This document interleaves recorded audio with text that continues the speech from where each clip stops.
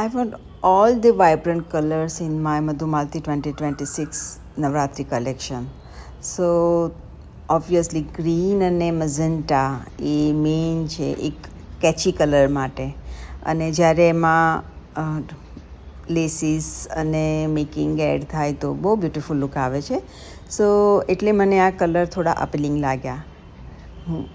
મારી ચોઈસ તો ગ્રીન હતી, બટ દેન ગ્રીનની સાથે પર્પલ મઝન્ટા કલરનું કોમ્બિનેશન બહુ જ સરસ લાગે છે. એવરી ટાઈમ એ બે કોમ્બિનેશન ક્યારેય એ નથી ફીલ કરતું કે ઓકે આ ડલ મેચિંગ છે.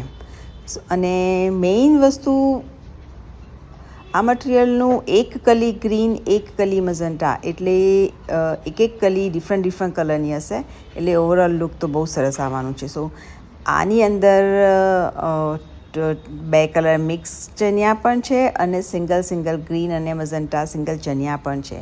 સો આની સાથે અમે જ્યારે બ્લાઉઝ અને દુપટ્ટા બનાવીશું તો આને અમે સિમ્પલ રાખીશું. સો એની અંદર અમારે વધારે એડિશન મેકિંગ કરવું પડશે, બિકોઝ મને આ ચણિયા સિમ્પલ જ બનાવવા છે, એમાં વધારે પડતું એડિશન નથી કરવું.